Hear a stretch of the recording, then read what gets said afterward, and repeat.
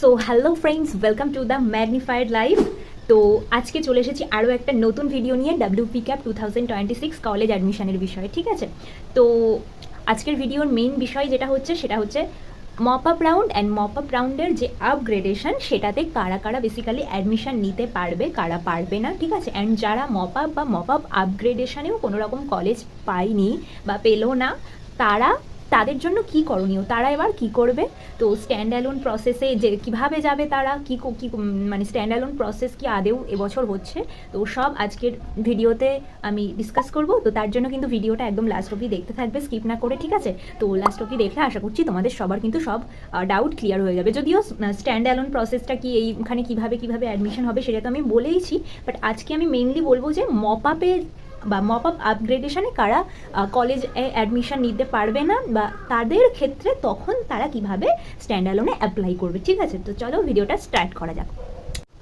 আচ্ছা, তো এখানে সবার ফার্স্টে যেটা আমি দেখাচ্ছি, দেখো 26 থেকে 29 তারিখ হচ্ছে তোমাদের অ্যাডমিশন এগেন্স্ট সিট অ্যালটমেন্ট। ঠিক আছে, admission against seat allotment in upgradation round. এটা কোন আপগ্রেডেশন রাউন্ড? এটা হচ্ছে কিন্তু তোমাদের মপ আপের আপগ্রেডেশন রাউন্ড। ঠিক আছে, আচ্ছা, তো এইখানে যেটা আমি বলবো সেটা হচ্ছে মপ আপ আপগ্রেডেশনে শুধুমাত্র কারা কারা চান্স পেয়েছে, যারা কিন্তু মপ আপে অ্যাডমিশন নিয়ে আপগ্রেডেশনে ইয়েস করেছিল, তারাই কিন্তু শুধুমাত্র মপ আপ আপগ্রেডেশনে কলেজ পাবে অ্যান্ড তারা অ্যাডমিশন নিতে পারবে। ঠিক আছে, মপ আপ মানে অনলি মপ আপে যারা কোনো রকম কলেজে অ্যাডমিশন নেয়নি বা অ্যাডমিশন নেওয়ার পর কোনো আপগ্রেডেশনেও ইয়েস করেনি, তারাও কিন্তু আপগ্রেড হতে পারবে না। ঠিক আছে, তো 26 থেকে 29 তারিখের মধ্যে তোমাদের আপগ্রেডেশন রাউন্ডে যারা যারা অ্যাডমিশন নিতে চাইছো তারা অবশ্যই টাইমলি অ্যাডমিশন নিয়ে নেবে, না হলে ডেট ওভার হয়ে গেলে আর অ্যাডমিশন নিতে পারবে না। ঠিক আছে, আচ্ছা, এবার এইখানে আমি মেন একটা যে কথা বলতে চাই সেটা হচ্ছে মপ আপের বিষয়ে একটা ধারণা ছিল, এটা আমি আগের ভিডিওতেও বলেছি,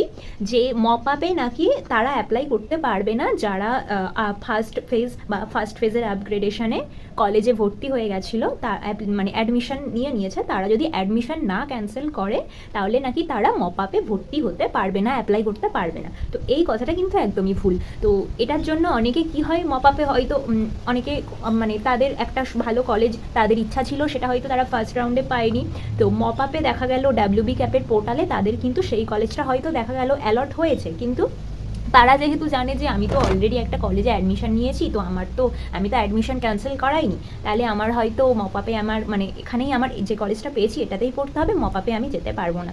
বাট ডাব্লিউবি ক্যাপ তাদেরও কিন্তু একবার পোর্টালটা খুলে দেখা উচিত। কেন বলছি? কারণ আমি আগের ভিডিওতেও বলেছিলাম যে মপ আপে তুমি কিন্তু অ্যাপ্লাই ওইভাবে করার দরকার হয় না, ওটা ডাব্লিউবি ক্যাপের পোর্টালে অটোমেটিক তুমি মপ আপে চলে যাবে। প্রত্যেকটা স্টুডেন্টই সে অ্যাডমিশন নিক না নিক সে মপ আপে চলে যাচ্ছে ডাব্লিউবি ক্যাপ পোর্টালের থ্রুতে। ঠিক আছে, এবার ওখানে যদি তুমি সত্যি কোনো কলেজে চান্স পেয়ে থাকো, তাহলে কিন্তু মপ আপে যেটা অ্যালটেড হয় কলেজ, সেটা কিন্তু তোমার পোর্টাল খুললে তুমি দেখতে পাবে, যে তুমি যদি কোনো কলেজে অ্যালট হও তাহলে কিন্তু তুমি দেখতে পাবে। ঠিক আছে, অ্যান্ড মপ আপে অ্যালট হওয়ার পরে সেই কলেজটাই যদি তুমি অ্যাডমিশন না নাও, তারপরে মপ আপ আপগ্রেডেশনে কিন্তু তুমি আর দেখতে পাবে না। ঠিক আছে, মপ আপ আপগ্রেডেশনে কলেজ আবার পাচ্ছ কিনা, আপগ্রেড হচ্ছে কিনা সেটা দেখার জন্য তখন তোমাকে মপ আপে অ্যাডমিশনটা নিতে হবে। তো এই হচ্ছে ব্যাপার। ঠিক আছে, এইবারে যেটা ভুল ধারণা সেটা আমি বললাম, যে মপ আপে কিন্তু তোমার প্রত্যেকটা স্টুডেন্টদেরই একবার পোর্টালটা খুলে দেখা উচিত ছিল, যে তারা কোনো কলেজ পেয়েছিল না পায়নি।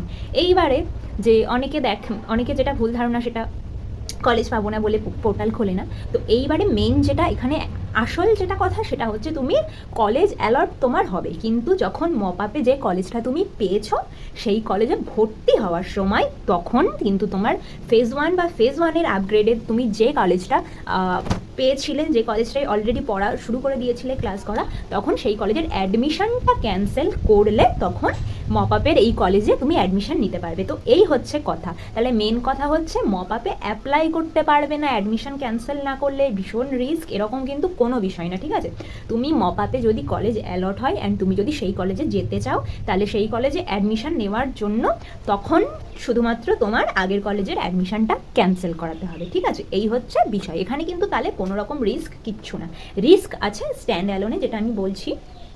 তো এইভাবে মপ আপের যে কলেজ অ্যাডমিশন সেটা আমি বললাম। এইবারে যে বিষয়টা আমি বলবো সেটা হচ্ছে ফিজিক্যাল ভেরিফিকেশন, মানে মপ আপ বা মপ আপ আপগ্রেডেশনে যারা আপগ্রেড হয়ে গেছে অলরেডি তাদের অ্যাডমিশন নেওয়া তো 29 তারিখ অবধি চলবে, বাট তাদের ফিজিক্যাল ভেরিফিকেশানটা কবে হবে, কী কী ডকুমেন্টস লাগবে, ঠিক আছে? তো সবার ফার্স্টে বলে দিই কবে হবে। তো 2 তারিখ থেকে 5 তারিখ, মানে আগস্টের 2026-এর আগস্টের 2 তারিখ থেকে 5 তারিখে কিন্তু মপ আপ বা মপ আপ আপগ্রেডেশনে যারা কলেজ পেয়েছে তাদের ফিজিক্যাল ভেরিফিকেশান কমপ্লিট করা হবে 2 থেকে 5 আগস্টের মধ্যে, ঠিক আছে? আচ্ছা, কী কী ডকুমেন্টস লাগবে এইটা কিন্তু এই ভিডিওতে মানে বললে পুরো বেকার, কারণ এই নিয়ে আমি অলরেডি আশুতোষ কলেজ, তারপরে বিধাননগর কলেজ, মানে বেসিক্যালি বিধাননগর কলেজটা আমি অ্যাজ আ এক্সাম্পল দেখেছিলাম, অ্যাজ অ্যান এক্সাম্পল। তো ওই ভিডিওটা আমি তোমাদের ডেসক্রিপশন বক্সের লিঙ্ক দিয়ে দেবো, ওখান থেকে তোমরা দেখে নেবে। মানে মপ আপ বা মপ আপ আপগ্রেডেশনে যারা কলেজ পাচ্ছ আবার, তাদেরও তো ফিজিক্যাল ভেরিফিকেশানের জন্য নিশ্চয়ই ডকুমেন্ট পাল্টে যাবে না বা নিয়ম পাল্টে যাবে না। তো তোমাদের কিন্তু একই ডকুমেন্টস লাগবে, একইভাবে ফিজিক্যাল ভেরিফিকেশান হবে, ঠিক আছে? তো আমি ওই ভিডিওটা ডেসক্রিপশানে অ্যাটাচ করে দেবো লিঙ্কটা। তো তোমরা ওখান থেকে কী কী ডকুমেন্টস লাগছিল আগে কলেজে, সেই সেম ডকুমেন্টসই কিন্তু লাগবে। তোমরা সেই ডকুমেন্টসগুলো ভিডিও দেখে বা ওয়েবসাইট থেকে জোগাড় করে কলেজে যাবে, ঠিক আছে? অবশ্যই ঠিক ডকুমেন্টস, অ্যান্ড বিশেষ করে টিসি কিন্তু মাস্ট। টিসি না নিয়ে গেলে কিন্তু ফিজিক্যাল ভেরিফিকেশান হবেই না, ঠিক আছে? তো ভিডিওটা তোমরা দেখে ডকুমেন্টসগুলো নিয়ে যাবে, আশা করছি খুব হেল্পফুল হবে ভিডিও দেখলে তোমাদের। অ্যান্ড যেটা আমি বলবো, অ্যাডিশনাল একটা ডকুমেন্টস এই ক্ষেত্রে লাগতে পারে, মানে মপ আপে বা মপ আপ আপগ্রেডেশনে যারা অ্যাডমিশন নিচ্ছে তাদের কিছু স্টুডেন্টদের ক্ষেত্রে, মানে কোন স্টুডেন্টদের ক্ষেত্রে, যারা ধরো ফেজ 1-এ বা ফেজ 1-এর আপগ্রেডেশনই কলেজ পেয়ে সেখানে অ্যাডমিশন নিয়ে অলরেডি ক্লাস করছিল, এবারে তারা হয়তো দেখলো যে মপ আপে একটা ভালো কলেজ পেয়েছিল, বা মপ আপে সেই কলেজটা অ্যাডমিশন নেওয়ার পরে এখন আপগ্রেড হয়ে আরও ভালো কলেজ সে পেয়েছে। তো তাদের ক্ষেত্রে কিন্তু একটা অ্যাডিশনাল ডকুমেন্টস লাগবে, সেটা হচ্ছে এখন তো হাতে মানে মুখের কথায় কোনো কাজ হয় না, এখন হাতে কলমে কাজ হয়। তো তোমাকে কিন্তু যে কলেজে ফার্স্ট ফেজে তুমি অ্যাডমিশন নিয়েছিলে সেই কলেজে তোমাকে একটা অ্যাডমিশন ক্যান্সেলেশন সার্টিফিকেট সেই কলেজ থেকে তোমাকে আনতে হবে, মানে অ্যাডমিশন ক্যান্সেল করার জন্য একটা অ্যাপ্লিকেশন লিখতে হবে। অ্যাপ্লিকেশন লিখে জমা দিলে তোমাকে ওখান থেকে ওনারা মনে হয় স্ট্যাম্প লাগিয়ে প্রিন্সিপালের কাছ থেকে তোমাকে একটা অ্যাডমিশন সার্টিফিকেট টাইপের দেওয়া হবে। অ্যান্ড তার সঙ্গে ওই কলেজ থেকে তুমি টিসিটাও নিয়ে আসবে, মানে ওই কলেজে ভর্তি হওয়ার সময় ওই কলেজে তো ফিজিক্যাল ভেরিফিকেশনের সময় তুমি টিসিটা জমা করেছিলে, তো সেই টিসিটা আর এই অ্যাডমিশন সার্টিফিকেটটা মানে সব কলেজে চাওয়া, মানে এখন সব কলেজেই নেবে, মানে এখন এইগুলো চালু হয়েছে যাতে কোনো সমস্যা না হয়, পুরো ট্রান্সপারেন্ট থাকে ব্যাপারগুলো। তো তার জন্য তুমি কিন্তু অ্যাডমিশন ক্যান্সেল করিয়ে আসবে সেখান থেকে, ওই কলেজ থেকে আগে যে কলেজে অ্যাডমিশন নিয়েছিলে, আর তার সাথে টিসি নিয়ে আসবে, ঠিক আছে?